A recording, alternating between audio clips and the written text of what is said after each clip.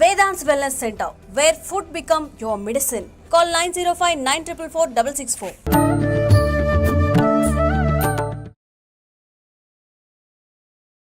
నమస్కారం, welcome to I dream. ధర్మ మార్గం విత్ విజిత కార్యక్రమానికి స్వాగతం. ప్రస్తుతం మనతో పాటు ఉన్నారు. ఆయన ఎంతో మంది గురువుల్ని మనందరికీ పరిచయం చేశారు. మీడియా ద్వారా ఎంతో మంది గురువుల్ని మన ముందరుంచి ఎన్నెన్నో మంచి విషయాలు మాట్లాడి మనందరికీ ఎంతో జ్ఞానాన్ని సంపాదించి పెట్టారని చెప్పాలి. ఆయన ప్రముఖ ఆధ్యాత్మికవేత్త కూడా, జ్యోతిష పండితులు కూడా. ఆయన ఎవరో కాదండి, మారెళ్ళ రవిశాస్త్రి గారు. ఇప్పుడు వారితో మాట్లాడి మరిన్ని విషయాలు తెలుసుకుందాం. నమస్తే అండి. ఎలా ఉన్నారు? సూపర్. రవి గారు, మీతో మాట్లాడినప్పుడు ఇందాక మెడిటేషన్ గురించి డిస్కస్ చేసినప్పుడు నాకు ఒక విషయం అర్థమైంది. అంటే మెడిటేషన్ చేయడం వల్ల లాభాలు ఉంటాయని ప్రతి ఒక్కరూ చెప్తారు, కానీ మీ మాటల్లో నాకు మెడిటేషన్ వల్ల నష్టాలు కూడా ఉన్నాయన్న విషయం అర్థమైంది. ఏంటి, నిజంగా మెడిటేషన్ వల్ల ఎన్నో లాభాలు ఉన్నాయని డాక్టర్లు చెప్తున్నారు, ప్రతి ఒక్కరూ చెప్తున్నారు. మరి నష్టాలు ఏంటంటే ఇంకంత మంచి చేస్తుంది అన్నప్పుడు నష్టం ఎలా ఉంటుంది? ఏంటా నష్టం అసలు నిజంగా? మెడిటేషన్ వల్ల లాభాలు ఉంటాయనేది 100% కరెక్ట్. అవును. ఒక రూపాయికి అచ్చు ఎంత ఉంటుందో బొమ్మ కూడా అంతే ఉంటుంది. అంటే మెడిటేషన్ ఎవరికి నష్టం చేస్తుంది అంటే 90% మందికి మేలే చేస్తుంది. 10% మందికి ఎట్లా చేస్తుంది అంటే ప్రాక్టికల్గా నా దగ్గరకు వచ్చే వాళ్ళు ఉంటారు కదా. ఇప్పుడు బాగా ఎక్కువ మెడిటేషన్ చేశారనుకోండి, మెడిటేషన్ అంతా కూడా ఊర్ధ్వరేతస ప్రక్రియ. అంటే మూలాధారంలో ఉన్న శక్తి స్వాధిష్టాన మణిపూరక అనాహత విశుద్ధి ఆజ్ఞా సహస్రారం వైపుగా ఇక్కడున్న శక్తి పైకి ట్రావెల్ అవుతూ ఉంటుంది. అయితే ఇక్కడ ఏం జరుగుతుంది అంటే బాగా మెడిటేషన్ చేసేవాళ్ళు ఏ ప్రక్రియలో చేసినా కానీ వాళ్ళు బాగా చేస్తుంటే సహస్రారం యాక్టివేట్ అవుతూ ఉంటుంది. వాళ్ళకి ఎనర్జీ కింద నుంచి పైకి వెళ్ళాలనే కాన్సెప్ట్లోనే ఉంటారు. అప్పుడు పైకి వెళ్ళే కొద్దీ పై చక్రాలన్నీ బాగా యాక్టివేట్ అవుతాయి. సహస్రారం యాక్టివేట్ అవ్వగానే వాళ్ళకంతా లోకమంతా అబ్బా అద్భుతంగా కనిపిస్తుంది, ప్రతి ఒక్కడు శాంతి స్వరూపుడిలాగా కనిపిస్తాడు. ఆజ్ఞ యాక్టివేట్ అవ్వడం అంతా వాళ్ళ విజన్ వాళ్ళంతా కూడా అంతా ప్రశాంతంగా అంతా ఉంటుంది. విశుద్ధి యాక్టివేట్ అయిన గుడ్ కమ్యూనికేషన్, మంచి మాటలు, మంచి ఇది మాట్లాడుతూ ఉంటారు. అనాహతం ఓపెన్ అవ్వగానే అంతా ప్రేమ, అంతా ఈక్వాలిటీ, అందరూ నా వాళ్ళే, నా కూతురు ఎంతో పక్కన వాళ్ళ కూతురు అంతే, ఈ ప్రేమలు వచ్చేస్తాయి. మణిపూరకం దగ్గరికి వచ్చేసరికి ఏమవుతుందంటే ఈ హయ్యర్ చక్రాస్ యాక్టివేట్ అయినప్పుడు ఈ లోయర్ చక్రాస్లో ఎనర్జీ తగ్గిపోతూ ఉంటుంది. నీకు మణిపూరకం నువ్వు జాబ్ చేసే దాంట్లో పవర్, అంటే నువ్వు మనీలాగా ఎలగటం, అంటే నీకు రికగ్నిషన్ పార్ట్ తగ్గిపోతూ ఉంటుంది. జాబ్లో గుర్తించడం, స్వాధిష్టానం, నీ స్వ అభిమానం, అహంకారం, అంటే నాది నేనిది అని చెప్పుకునే తత్వం తగ్గిపోతూ ఉంటుంది. ఐడెంటిటీ కోల్పోతూ ఉంటారు క్రమేపీ అన్నమాట. మూలాధారం ఎప్పుడైతే డల్ అయిందో పని చేసే తత్వం ఉంటుంది. మీరు మెడిటేషన్ చేసే వాళ్ళలో 90 మంది ఒక 2 గంటలు గంట రోజు చేస్తున్న వాళ్ళకి ఏ ప్రాబ్లం ఉండదు. ఈ గంట మించి గంటలు కూర్చుంటున్న వాళ్ళకి ఈ హయ్యర్ చక్రాస్ బాగా యాక్టివేట్ అవుతాయి. లోయర్ చక్రాస్లో ఏమవుతుంది, ఎనర్జీ తగ్గిపోతుంది. అప్పుడు ఏమవుతుంది, వాళ్ళు మూలాధారం బాగుంటే నాది అనేది చూస్తాం, స్వాధిష్టానం నా కుటుంబం, మణిపూరకం నా సమాజం, నాది నా కుటుంబం, నాది అనే బాధ్యత ఏదైతే ఉంటుందో నా బాధ్యత నేను తీర్చుకోవాలి, నా భార్య పిల్లలు నా బాధ్యత, నా ఉండేటటువంటి పరిసరాలు నా బాధ్యత. ఈ బాధ్యత తత్వం కోల్పోయి ప్రేమతత్వంలోకి వచ్చేస్తారు. ఓకే, నేను జాబ్ చేసి బాగా సంపాదించాలి, బాగా ఇది చేయాలి అనేది. ఎప్పుడెప్పుడు కాశీకి వెళ్ళిపోదామా, ఎప్పుడెప్పుడు సన్యాసం తీసేసుకుందామా, ఎన్ని రోజుల్లో ఈ కుటుంబ బాధలు, ఈ బాధ్యత, ఈ భార్యని ఎన్ని రోజులు బరాయించాలి, లేకపోతే భార్య వైరాగ్య స్థితి ఎక్కువ అయిపోతుంది. అంటే ఈ కింద ఈ చక్రాలు వైభోగం, కింద చక్రాలు వైభోగం, పై చక్రాలు అంటే వైరాగ్యం. నాకు మొన్న ఒక అమ్మాయి వచ్చింది, ఆ అమ్మాయి అరౌండ్ 36-35, 2 పిల్లలు, హ్యాపీ మ్యారేజ్. ఈ అమ్మాయి మెడిటేషన్లో బాగా చేసేస్తుంది. ఈ అమ్మాయికి సహజ వైరాగ్యం వచ్చేసింది. సంసారం ఏంటి, ఈ అమ్మాయి ఎంతసేపటికి ఏ గుడికి వెళ్దాం, భర్త ఏంటి ఆయన 36లో ఉన్నాడు, ఈ సినిమాకి తీసుకెళ్దాం భార్యని, లేకపోతే ఏదో పిక్నిక్కి తీసుకెళ్దాం, ఆయన ఏది తక్కువగా ఆయన ఉన్నాడు. ఈమెకేంది వైరాగ్యం అనమాట. ఏమవుతుంది అక్కడ ఫ్యామిలీలో డిస్టర్బెన్సెస్ వస్తాయి. ఈమె సినిమాకి వెళ్తే ఎంజాయ్ చేయలేదు, ఆయన గుడికి వచ్చి ఎంజాయ్ చేయలేడు. అర్థమైందా? వాళ్ళ జీవితంలో వైభోగం అనేది నశిస్తుంది. ఎప్పుడైతే మూలాధారం ఉందో ఫిజికల్ ఫిట్నెస్ మీద ఇంట్రెస్ట్ ఉండదు, వీక్ అవ్వటం వల్ల. స్వాధిష్టానం ఉందో ఎప్పుడైతే బెడ్రూమ్, సెక్సువాలిటీ, రొమాంటిక్ వీటి మీద ఇంట్రెస్ట్ కోల్పోతారు. ఎప్పుడైతే మణిపూరకం అంటే నన్ను గుర్తిస్తే గుర్తు చేస్తారు, గుర్తికపోతే వస్తాయి. అదే స్టూడెంట్కి వచ్చింది అనుకో, నాకు మార్కులు వస్తే వస్తాయి, రాకపోతే లేదు, జరిగింది ఏదో జరుగుతుంది, లైట్ తీసుకోవడం. ఎందుకు? వాళ్ళ ప్రేమ అయిపోయింది. నేను వేరు కాదు, వాడు వేరు కాదు, నా ఆత్మ వేరు కాదు, వాడి ఆత్మ వేరు కాదు, సర్వమానతత్వం, అహం బ్రహ్మాస్మి, సర్వం కలిగిదం బ్రహ్మ. సృష్టిలో ఎవడు గెలిస్తే ఏంటి అంతే. వీడికి ఇప్పుడు ఆజ్ఞాచక్రము సహస్రారంలో ఉన్నవాడికి పోయి చెప్పామనుకోండి, ఆ దేశం గెలిస్తే ఏముంది, ఈ దేశం గెలిస్తే ఏముంది? అవును, అంటే ఏది కూడా వాళ్ళని ప్రభావితం చేయలేని స్థితికి వెళ్ళిపోతారు. కానీ అది ఒక యోగికి మంచిది. అవును అవును. ఒక సంసారికి ఎక్కువ ధ్యానం చేస్తున్నప్పుడు ఏమవుతుందంటే వీళ్ళకి సూర్యనాడి తత్వం పెరిగిపోతుంది, ఒంట్లో హీట్ పెరిగిపోతుంది. ఎప్పుడైతే హీట్ తత్వం పెరిగి హయ్యర్ చక్రాస్ ఎప్పుడైతే పెరిగిందో లోయర్ చక్రాస్లో ఉన్న తత్వాలు కోల్పోతాయి. ఎప్పుడైతే మణిపూరకం పనిచేయడం అయిపోయిందో జఠరాగ్ని తగ్గిపోతుంది. జఠరాగ్ని ఎప్పుడైతే తగ్గిపోయిందో ఆకలిగిపోతే వీళ్ళు తినటం మానేస్తారు. ఆటోమేటిక్గా కొద్దిగా తినటం తక్కువ అయిపోయింది అనుకోండి, ఆటోమేటిక్గా నీరసము, గ్యాస్ట్రిక్ ఎక్కువ. మీరు ధ్యానం చేసే వాళ్ళు కొంతమంది చూడండి, బాగా ధ్యానం చేసే వాళ్ళకి తేపులు ఎక్కువగా రావటం, తేన్పులు ఎక్కువగా వస్తుంటాయి, అంటారు. ఎందుకు? వాళ్ళకి ఈ జఠరాగ్ని తత్వం అంతా డ్యామేజ్ అయిపోయింది. వాళ్ళకి ఉన్న సుషుమ్నాడో సూర్యనాడో బాగా పనిచేస్తుంది, చంద్రనాడి పనిచేయటంలా. ఇప్పుడు ఎట్లా ఉంది అంటే ఇంట్లో తాగే నీళ్ళు హాట్ వాటర్, వేడి నీళ్ళు ఇచ్చి, స్నానం చేసే నీళ్ళు వేడి నీళ్ళు ఇచ్చి, అన్నిటికీ వేడి నీళ్ళు ఇచ్చామనుకోండి ఎంత ఇబ్బందిగా ఉంటుంది. చాలా. తాగడానికి చల్లనీళ్ళు వాడాలి, స్నానం చేయడానికి వేడి నీళ్ళు వాడాలి, అన్నిటికీ మసలే నీళ్ళు ఇస్తే ఇబ్బంది ఉంటుంది. మీకు బాగా సమ్మర్లో మీకు రూమ్లో హీటర్ ఆన్ చేస్తే ఉండలేము అసలు, సమ్మరు హీటరు, అప్పుడు ఏమవుతుంది? ఒంట్లో ఉన్నటువంటి జలతత్వం అనేది కోల్పోతుంది. ఎప్పుడైతే జలతత్వం కోల్పోయిందో భూతత్వం మీద జలం కోల్పోతే ఏమవుతుంది? ఎడారి అవుతుంది. పచ్చికకి ఎప్పుడైతే ఎడారి తత్వం అనేది వీళ్ళలో వస్తుంది, వాడికి ఎక్కడున్నా ఒకటే, ఏ రోడ్డు పక్కనైనా పండుకుంటా, ఏదైనా ఒకటే అనే తత్వం అనేది వస్తుంది. అది సహజంగా 60sలో వస్తే చాలా మంచిది. 20s 30sలో వస్తే డేంజర్. అవును,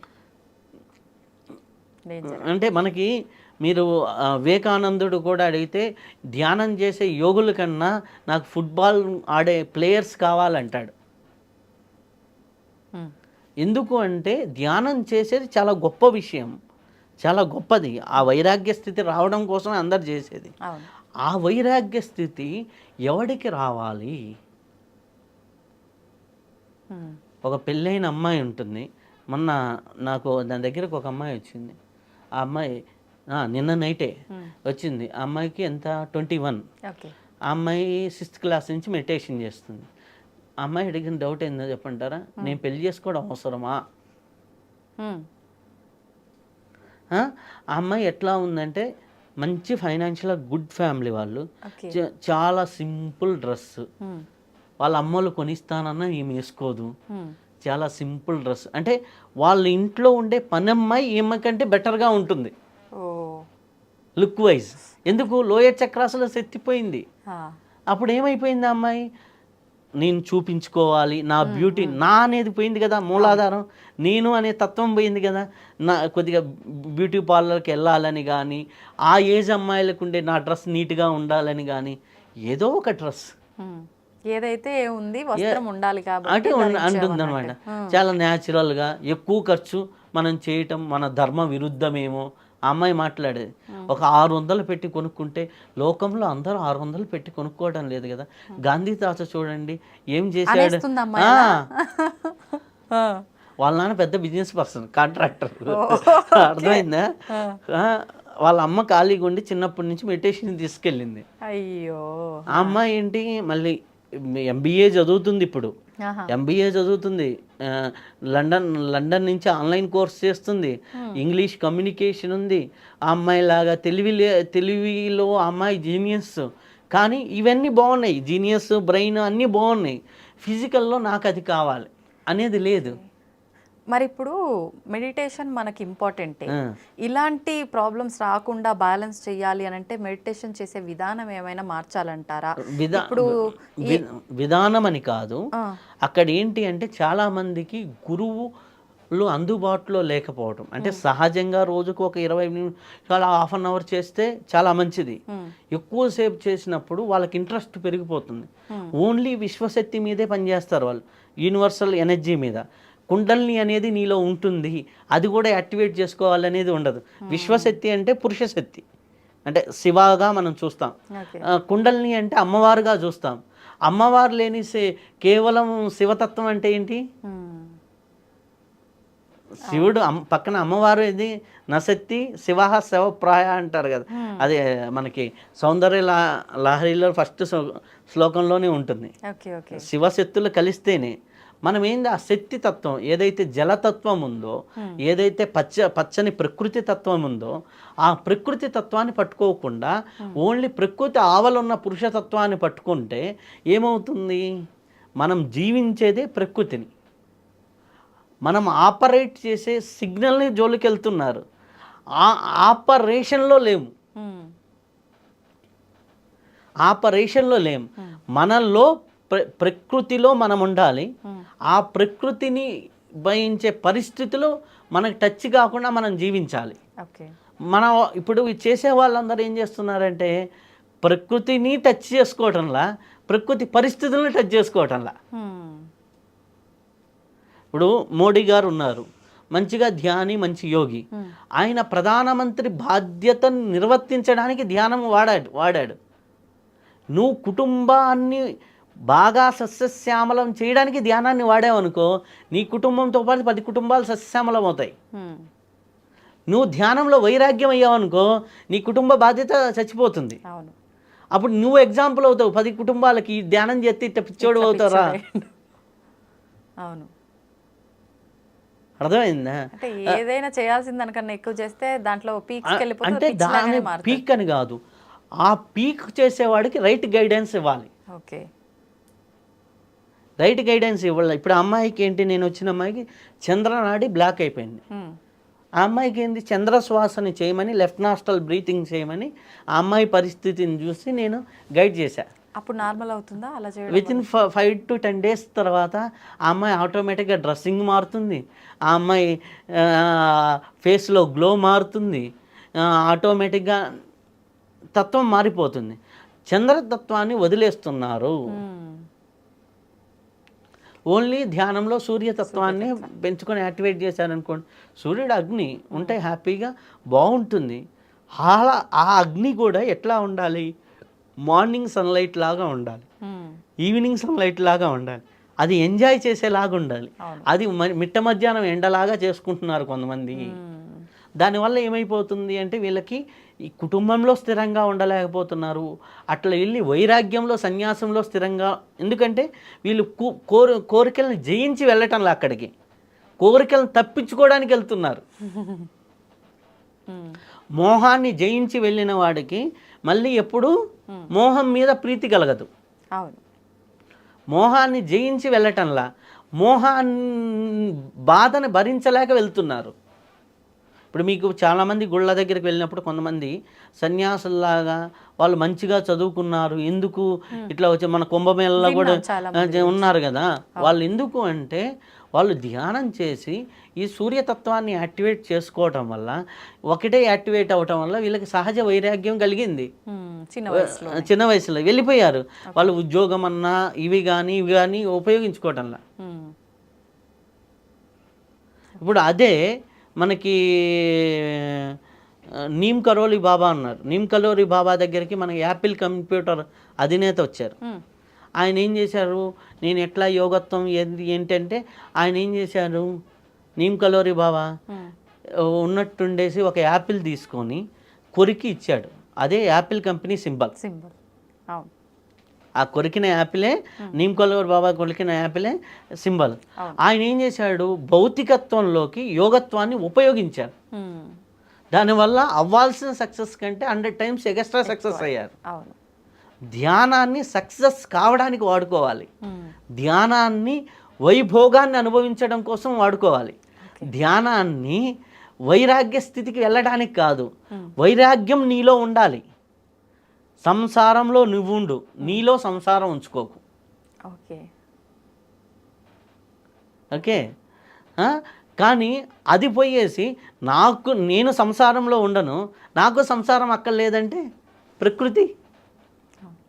పూర్వకాలంలో యోగులు సాధన చేసిన వాళ్ళు చూడండి, సంసారంలో ఉండేవాళ్ళు, సంసారం కష్టాలు వాళ్ళు ఎక్కించుకునే వాళ్ళు కాదు. ఓకే అలా మనం జీవించాలి అంటే మనకి ఈ నాడులు కానీ, మనకి 72,000 నాడులు, ఈ 72,000 నాడులుకి ఆ షట్చక్రాలు, సహస్ర స్థితి, ఇవి జంక్షన్ పాయింట్స్.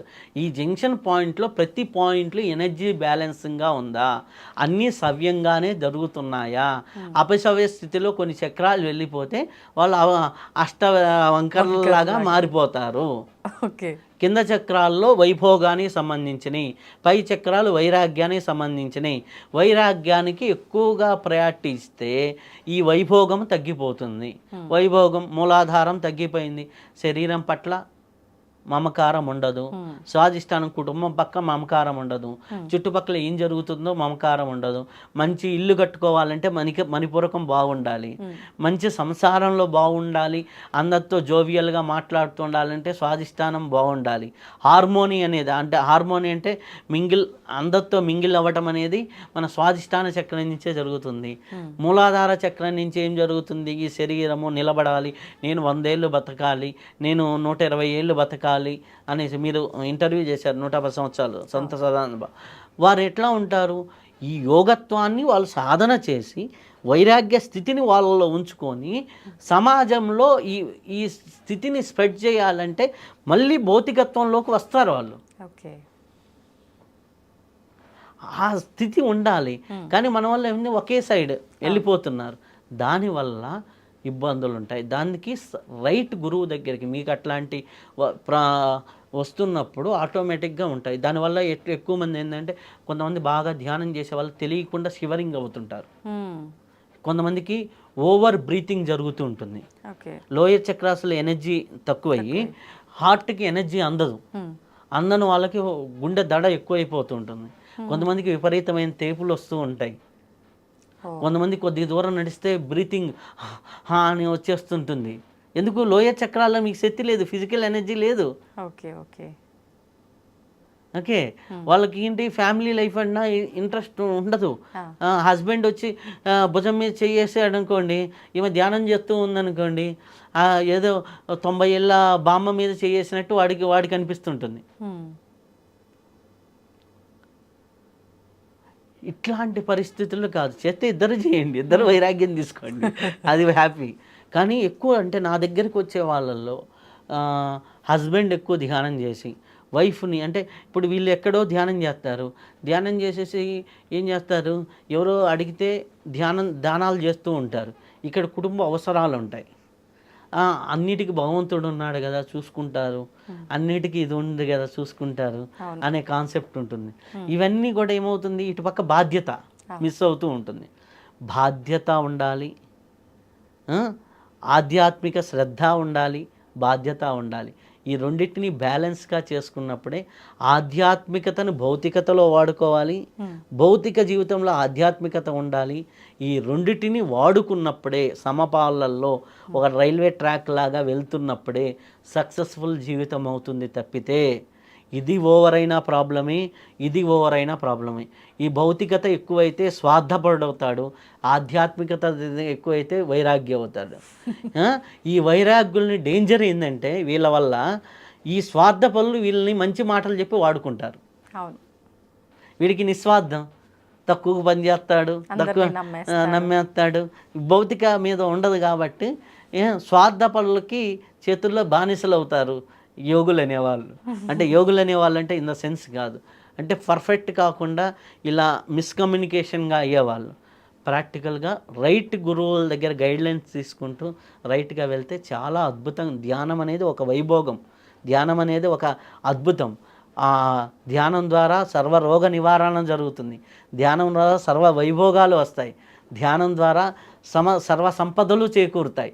కానీ నువ్వు అవి చేకూరలేదు, ఈ మూడు జరగలేదు అంటే నువ్వు రైట్గా ధ్యానంలో లేదు, లోపం ఉంది. నువ్వు ధ్యానంలోకి వచ్చిన తర్వాత నీ సంపద పెరిగిందా, నీ ఆరోగ్యం పెరిగిందా, నీ సత్సంబంధాలు పెరిగాయా, నీ జీవన ప్రమాణం పెరిగిందా, నీ జీవితంలో అండర్స్టాండింగ్ లెవెల్ పెరిగిందా, నువ్వు మాట్లాడే విధానంలో మార్పు వచ్చిందా, నువ్వు చూసే విధానంలో మార్పు వచ్చిందా, నీ సంకల్పాల్లో మార్పు వచ్చిందా, నీ ఆలోచన విధానంలో మార్పు వచ్చిందా, నువ్వు చదివే సబ్జెక్ట్ని అండర్స్టాండింగ్ చేసుకునే కోణం మార్పు వచ్చిందా, నువ్వు చూసే దృక్పథం అంటే ఒక అంశాన్ని ఒక సమస్యని చూసే దృక్పథం ఎలా మారిందా, ఇవన్నీ కూడా మనకి పెరుగుతూ ఉన్నాయి రోజు రోజుకంటే నువ్వు రైట్ ధ్యానంలో ఉన్నావు.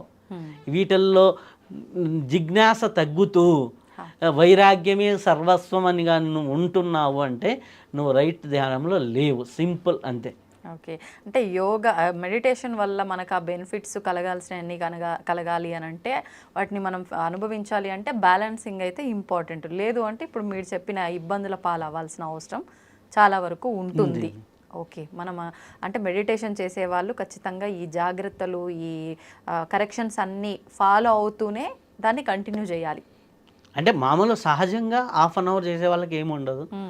ఎవరైతే ఎక్కువ చేస్తూ ఉన్న వాళ్ళు, ఇట్లాంటి ప్రాబ్లమ్స్ ఫేస్ చేసే వాళ్ళు నా దగ్గరికి ఎక్కువ వస్తున్నారు కాబట్టి ఇది కూడా ఒకటి గమనించాను. సహజంగా ఇది ఎవరు గమనించరు, ఎవరు చెప్పరు కూడా. అవును, ధన్యవాదాలండి, చాలా మంచి విషయాలు తెలియజేశారు. థ్యాంక్ యూ అమ్మా.